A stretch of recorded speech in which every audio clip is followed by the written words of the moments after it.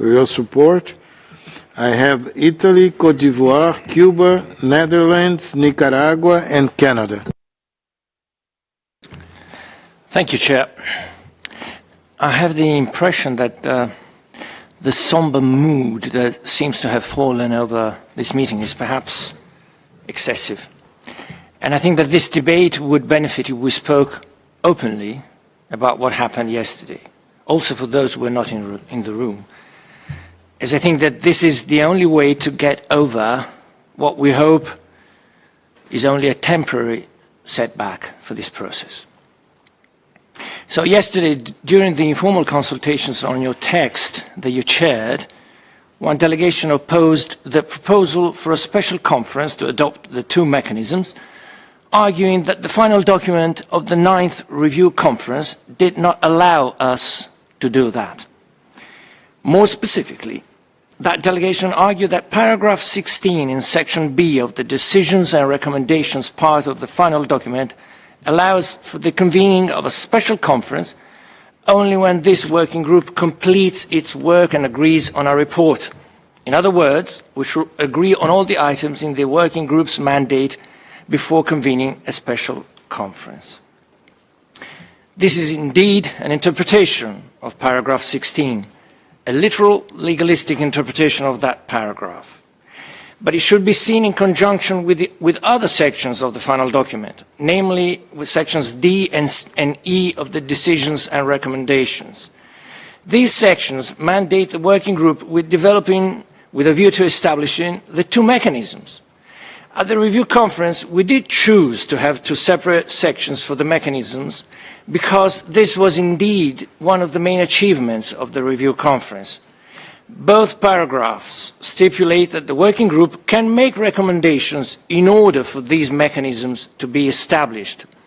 There are no other conditions attached to these recommendations. The working group can make recommendations, and one of these recommendations could be that it is indeed urgent to establish the mechanisms, that this should be done before the 10th review conference through a special conference. In other words, one could argue that paragraph 16 refers only to section B, entitled Intersessional Programme, while sections D and E are two standalone paragraphs that were put separately from the other 7 points exactly because we consider them to be more mature and believe them to be a priority over the others. In our view, there is nothing in the final document from a strictly legal point of view to stop this working group from recommending the establishment of the two mechanisms as a matter of priority through a special conference. And there is nothing in the final document to stop states parties to call for a special conference according to the procedure set out at the third review conference. If a majority of states parties ask for the convening of a conference, such a conference will be convened. There are no other conditions attached to this procedure, so if a majority of states parties request a special conference to adopt the two mechanisms, this special conference will be held.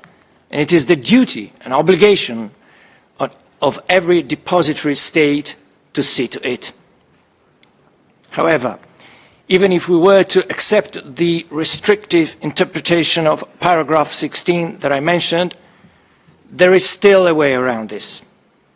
Let us adopt the report mentioned in that paragraph. It could be an interim report, and it could be an amended version of the Chair's text that would also include a general reference to the work conducted on the other items. With this, we could convene a special conference. Finally, we only regret that this objection to a special conference was raised on the last but one day, and we do not understand why. Also considering that the Chair's roadmap was circulated weeks ago. If this had been raised at the beginning of the session, we would have had time to find a solution. However, we can still find a solution.